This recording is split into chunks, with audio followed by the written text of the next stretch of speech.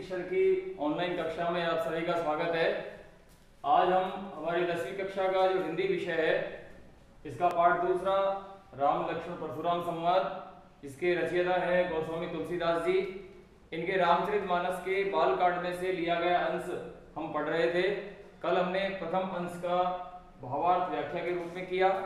आज हम इस अंश में जो दूसरा अंश संकलित है हमारे पाठ्य पुस्तक में, उस दूसरे अंश के पहले हम शब्दार्थ देखेंगे, उसके बाद हम उसको जो व्याख्या है उसकी भावार्थ के रूप में आपके सामने रखेंगे। तो ध्यानपूर्वक सभी ठीक तरह से इसको सुनने का, समझने का प्रयास करें। सबसे पहले हम एक बार इसका जो पंक्ति से किस प्रकार इसकी शैली है पढ़ने की, चौपाई और दोहे की, उसको देख लेते हैं। लखन कहा हसी हमरे जाना, सुनहु देव सब धनुष समाना, का क्षति लाभ जून धन तोरे, देखा राम नयन के भोरे, छुवत टूट रघुपति नहीं दोषु, मुनि बिन काज करिए कतरोसु, बोले चितई परसु की ओरा, रेसठ सुनहि सुभावन मोरा। फिर आगे क्या कह रहे हैं कि बालक बोली बधो नहीं तोही, केवल मुनि जड़ जानहि मोही, बाल ब्रह्मचारी अति कोही, विश्व विदित क्षत्रिय कुल द्रोही, भुज बल भूमि भूप बिनु कीन है, विपुल बार महि देवन दीनी, सहस बाहु भुज छेद निहारा, परसु बिलोक महीप कुमारा, मातु पितो जनि सोच बस, करसि महिष किशोर, गर्भन के अर्भक दलन, बरसु मोर अति घोर। ये दोहे की शैली है। ऊपर हमने चौपाई पढ़ी, अब हम इसके पंक्तियों को पढ़ते समय इसके कुछ शब्द हैं जो कठिनता लिए हुए हैं, उनका भी अध्ययन करेंगे और इसका भावार्थ हम आपके सामने रखेंगे। पहली पंक्ति है, लखन कहा हसी हमरे जाना, सुनहु देव सब धनुष समाना। लक्ष्मण जी ने हंसते हुए परशुराम जी से कहा कि हे देव, हमने तो सुना है कि सारे धनुष एक जैसे ही होते हैं। हे देव, हमने तो सुने हैं कि सारे धनुष एक जैसे ही होते हैं। का क्षति लाभ जून धनु तोरे, क्षति, क्षति का अर्थ है हानि, लाभु का अर्थ है लाभ, धनु यानी धनुष। क्या कह रहे हैं इसमें तुलसीदास जी, देखिए लक्ष्मण जी के माध्यम से कि का क्षति लाभ जून धनु तोरे, कि इस धनुष के टूटने से तुम्हें क्या तो हानि है और क्या तुम्हें लाभ है। देखा राम नयन के भोरे, राम जी ने तो इसे नय के भरोसे में ही देखा था।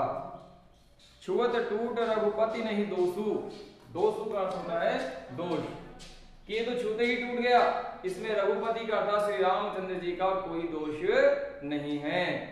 मुनि बिनु काज करिए कतरोसु, हे मुनीश्वर, आप बिना ही कारण क्यों गुस्सा कर रहे हैं। रोसु यानी क्रोध, गुस्सा, आवेश, कि हे मुनीश्वर, ये तो श्री रामचंद्र जी के छूते ही टूट गया, आप बिना कारण गुस्सा क्यों हो रहे हैं। बोले चितई परसु की ओर, परशुराम जी फरसे की तरफ देखते हुए बोले, क्या बोले, रे सठ सुनहि स्वभाव ने मोरा। सठ, सठ यानी मूर्ख, स्वभाव यानी स्वभाव।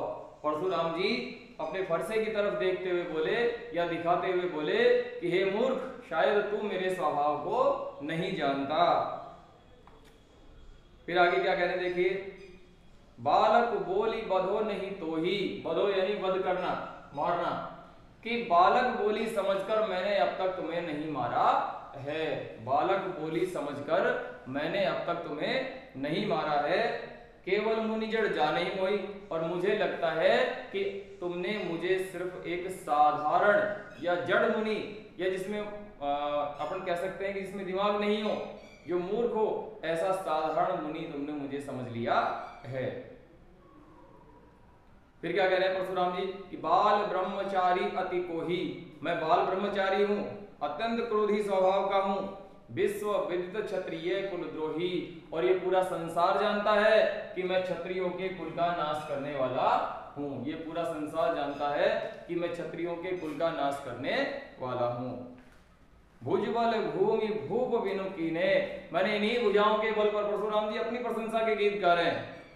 लक्ष्मण जी के सामने क्या कह रहे हैं कि भुजबल भूमि भूप बिनु कीने, कि मैंने इन्हीं भुजाओं के बल पर इस पूरी पृथ्वी को राजाओं से यानी क्षत्रियों से खाली कर दिया, विहीन कर दिया। विपुल बार महिदेवन देने, विपुल यानी अनेक और महिदेव यानी ब्राह्मण।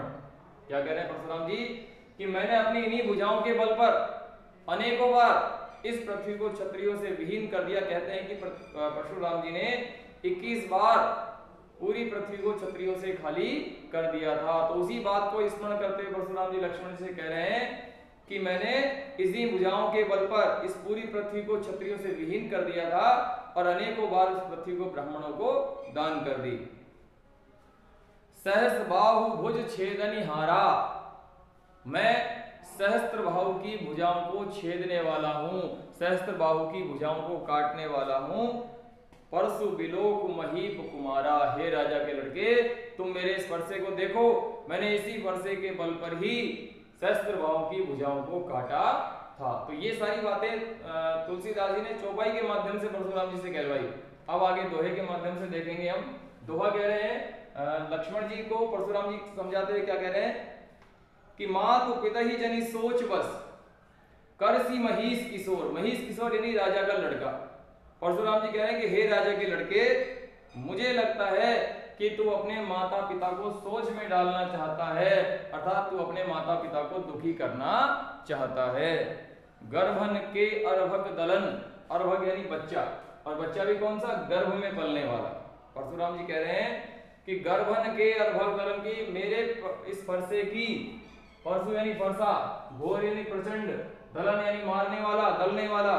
परशुराम जी कह रहे हैं कि मेरे इस फरसे की तो इतनी प्रचंडता है, इतना भयंकर है कि इस फरसे की मात्र एक गर्जना से ही, अगर मैं इस फरसे को मात्र अपने हाथ में धारण कर लूं, मात्र उससे ही स्त्रियों के गर्भ में पलने वाले बच्चे नष्ट हो जाते हैं। इतनी मेरे फरसे की प्रचंडता है। इसलिए परशुराम जी अपने ही प्रशंसा के गीत, अपनी ही प्रशंसा, अपने ही बारे में लक्ष्मण जी को बताए जा रहे हैं। इससे लक्ष्मण जी क्रोधित नहीं हुए, इससे लक्ष्मण जी व्यंग्य की मुद्रा में आ गए और परशुराम जी और लक्ष्मण जी का जो संवाद है वो आगे बढ़ने लगा। और इस तरह से इनका जो संवाद है वो अंतिम स्थिति में जब पहुंचता है तो श्री रामचंद्र जी को संतुलन बिंदु का कार्य करना पड़ता है, अर्थात उन दोनों में समानता स्थापित फिर वो करवाते हैं। तो आज हमने अभी दूसरा जो अंश है इसका द्वितीय अंश, लगन कहा से लेकर के अति घोर तक, इसके शब्दार्थ देखे, इसकी व्याख्या भावार्थ के रूप में हमने समझी। और मैंने आपको एक बात और बता रखी है कि जब हम व्याख्या विशेष लिखेंगे तो उसमें 2-3 बातें हमको लिखनी होती है। तो एक बात तो उसकी भाषा से संबंधित हो सकती है। मैंने आपको पहले बताया था कि इस अंश की भाषा कैसी है, अवधी भाषा है। ये रामचरितमानस में से लिया गया है, ये रामचरितमानस के बाल कांड के सीता स्वयंवर प्रसंग से लिया गया है। इस तरह की बातें हम व्याख्या के सबसे अंतिम जो बिंदु है हमारा विशेष का, उसमें हम लिख सकते हैं। अगली कक्षा में हम तुलसीदास जी के इस पाठ का तीसरा अंश पढ़ेंगे। जय हिंद, जय भारत।